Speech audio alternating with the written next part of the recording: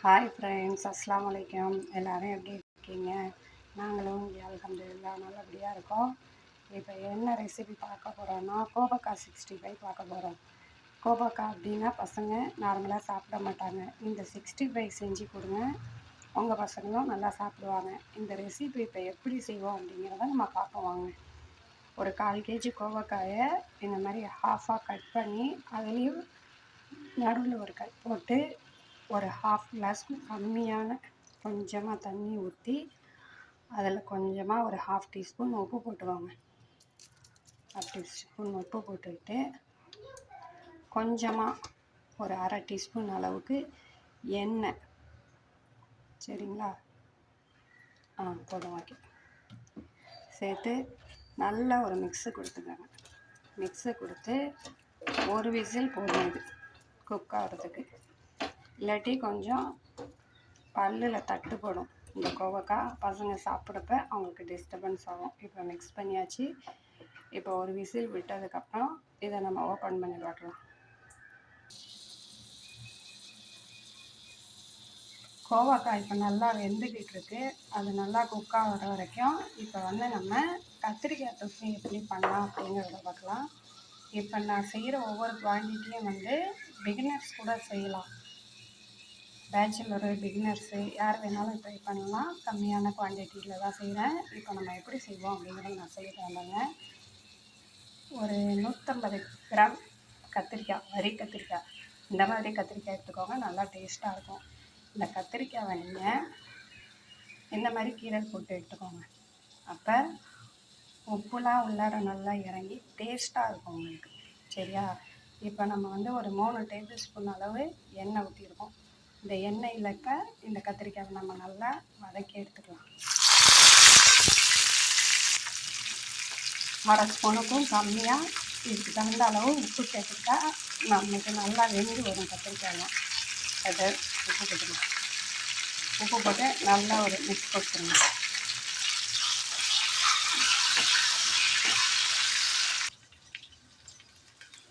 இப்போ நம்ம வேக போட்ட கோவக்காய் நல்லா வெந்துடுச்சு. பாருங்க, ஸ்டீம் போயிடுச்சா? இப்போ நம்ம ஓப்பன் பண்ணி பார்த்துக்கலாம்.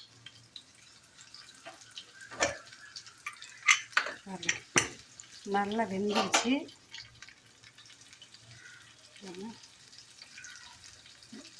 இதை ஒரு ஸ்ட்ரெயினரில் நம்ம தண்ணிலாம் இல்லாமல் வடிகட்டி எடுத்துக்கணும்.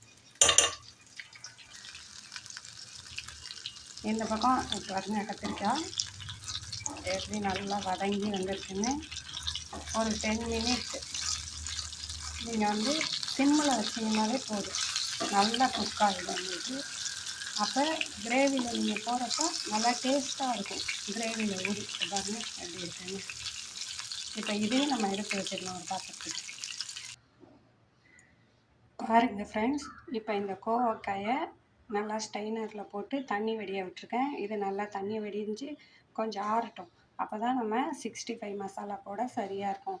வாங்க இப்போ கத்திரிக்காய் தொக்கு எப்படி பண்ணலாம் அப்படிங்கிறத பார்க்கலாம். எண்ணெயில் போட்ட கத்திரிக்காயை நம்ம நல்லா இப்போ வதக்கி எடுத்துக்கிட்டோம். இப்போ தொக்கு செய்வோம் வாங்க. நம்ம கத்திரிக்காய் ஃப்ரை பண்ணோம் இல்லையா, அந்த எண்ணெயை நான் ஊற்றிக்கிட்டேன். அது நல்லெண்ணெய். அந்த நல்லெண்ணெயில் ஒரு 1/2 டீஸ்பூன் அளவு கடுகு போட்டுக்கோங்க.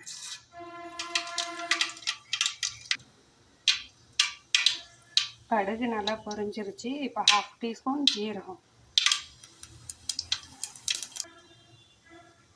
ஒரு 1/4 டீஸ்பூன் வெந்தயம்,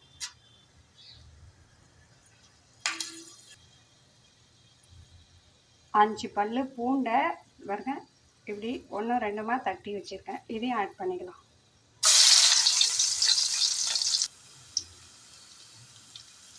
இப்போ பூண்டு கலர் சேஞ்ச் ஆகிடுச்சு. ஒரு கொத்து கருவேப்பிலை போட்டுக்குங்க.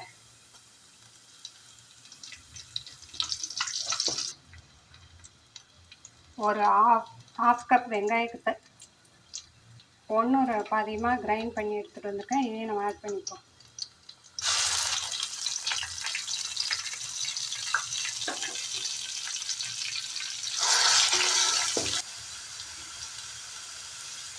வெங்காயம் பாருங்கள் நல்லா வதங்கிடுச்சு. எண்ணெய் பிரிஞ்சு வந்த உடனே அரைச்சி வச்சா 1/2 கப்பு டொமேட்டோவை நம்ம சேர்த்துக்கலாம்.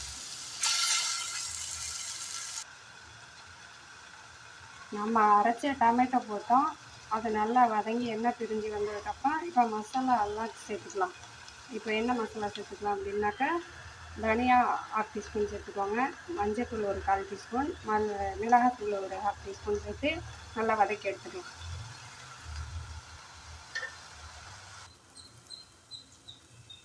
டொமேட்டோ நல்லா வதங்கிடுச்சு. இந்த ஸ்டேஜில் நம்ம ஒரு நெல்லிக்காய் சைஸ் புளியை கரைச்சி நம்ம எவ்வளோ தண்ணி நம்மளுக்கு கிரேவி தேவையோ அந்த அளவுக்கு நம்ம தண்ணி சேர்த்து ஆட் பண்ணிக்கலாம்.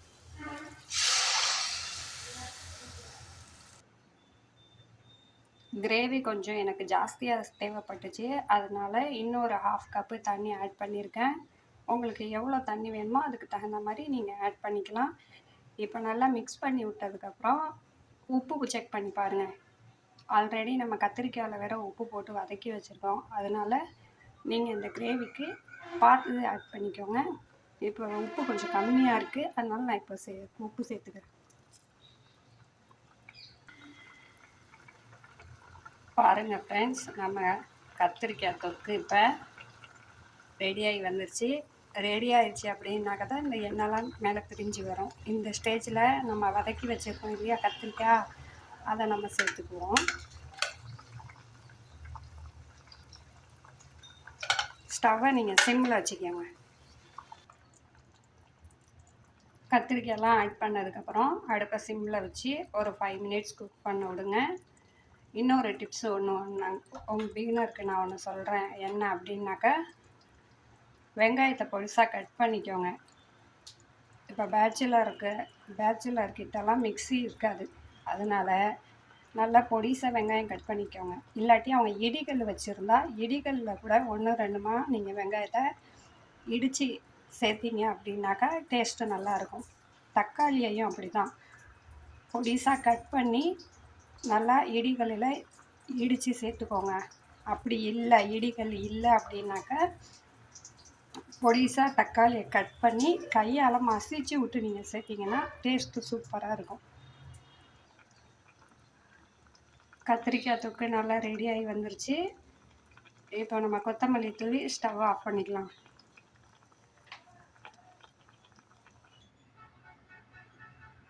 இப்போ இந்த தொக்குக்கு இன்னொரு டிப்ஸு ஒன்று உங்களுக்கு நான் சொல்கிறேன். நம்ம டொமேட்டோவை ஆட் பண்ணுறப்போ நல்ல டொமேட்டோவை நீங்கள் வதக்கிக்கிட்டீங்க அப்படின்னாக்கா 2 நாள் ஆனாலும் இதை நீங்கள் சூடு பண்ண வேணாம். வெளியில் ட்ராவல் பண்ண எடுத்துகிட்டு கூட நீங்கள் போகலாம். சப்பாத்தி, ரைஸு, ரோட்டி, இட்லி, தோசை, இது எதுக்கு வேணாலும் நீங்கள் தொட்டுக்கிட்டு சாப்பிட்லாம். ட்ரை பண்ணி பாருங்கள். ட்ரை பண்ணி பார்த்துட்டு எப்படி இருக்குன்னு எனக்கு கமெண்ட்ஸில் சொல்லுங்கள்.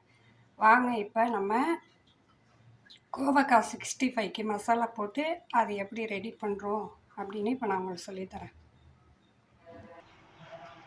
கோவக்காய் 65க்கு இப்போ நம்ம மசாலா போட்டுக்கலாம். 1 ஸ்பூன் அளவு மிளகாத்தூள், உங்கள் காரத்துக்கு எவ்வளோ தேவையோ அந்த அளவு நீங்கள் போட்டுக்கோங்க. 1/2 ஸ்பூன் அளவுக்கு மல்லித்தூள், 1/4 ஸ்பூனு மஞ்சத்தூள், 1 ஸ்பூன் கார்ன்ஃப்ளவர் ஆட்டம், 1/2 ஸ்பூன் இஞ்சி பூண்டு பேஸ்ட், ஒரு 1/2 டீஸ்பூன் மைதா, தேவையான அளவு உப்பு சேர்த்துக்கிறேன். ஆல்ரெடி நம்ம கோவக்காயில் வர உப்பு ஆட் பண்ணி நம்ம வேக வச்சுருக்கோம், அதனால் உங்கள் டேஸ்ட்டுக்கு தகுந்த மாதிரி நீங்கள் உப்பு சேர்த்துக்கோங்க. 1/4 ஸ்பூன் கரம் மசாலா. இதில் நீங்கள் ஒரு 1/2 ஸ்பூன் அளவுக்கு அரிசி மாவு கூட சேர்த்துக்கலாம். அரிசி மாவு சேர்த்தா கிறிஸ்பினஸ் இருக்கும். என்கிட்ட அரிசி மாவு இல்லை, அதனால் நான் ஆட் பண்ணல. உங்களுக்கு தேவையான அப்படின்னா நீங்கள் சேர்த்துக்கோங்க. கொஞ்சமாக தண்ணி ஊற்றி நம்ம இந்த மிக்ஸை கரைச்சி எடுத்துக்குவோம். கொஞ்சமாக போடுங்க தண்ணி, ரொம்ப தண்ணியாக போயிடும். இப்போ நம்ம இந்த கோவக்காவை இந்த மிக்ஸில் ஆட் பண்ணிக்கலாம்.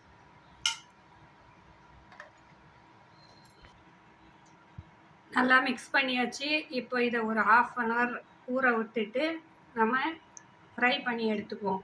இல்லை நீங்கள் லெமன் ஜூஸ் வேணாலும் ஆட் பண்ணிக்கலாம். என்கிட்ட லெமன் ஜூஸ் இல்லை, அதனால் நான் ஆட் பண்ணல. உங்ககிட்ட இருந்தால் நீங்கள் ஆட் பண்ணிக்கோங்க. இதில் கொஞ்சமாக கருவேப்பிலையும் சேர்த்துக்கோங்க. எள்ளு ஆட் பண்ணலாம், நான் எள்ளு ஆட் பண்ணல. ஏன் அப்படின்னாக்கா இந்த கோவக்காவோட விதையே கொஞ்சம் கொஞ்சம் எள்ளு மாதிரி தான் இருக்கும், அதனால நான் எள்ளு ஆட் பண்ணலை.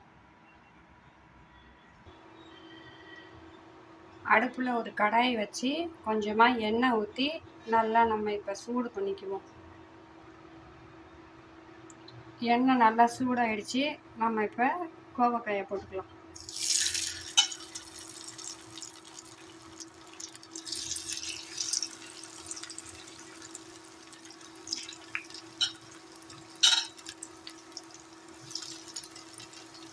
அடுப்பு சிம்மிலேயே இருக்கட்டும், அப்போ தான் உங்களுக்கு நல்லா ரோஸ்ட் ஆகி வரும்.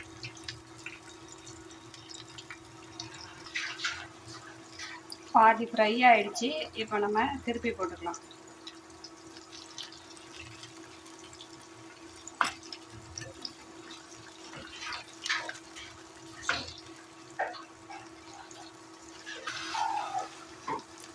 இந்த ஸ்டேஜில் கருவேப்பிலை சேர்த்துக்கோங்க.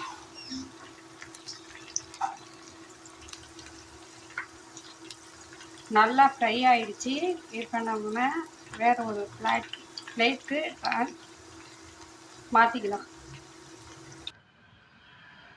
ஓகே ஃப்ரெண்ட்ஸ், இப்போ எல்லாம் ரெடி ஆகிடுச்சு. இதான் நம்ம வீட்டு லன்ச் மெனு. ஒயிட் ரைஸ், அப்பளம், கத்திரிக்காய் தொக்கு,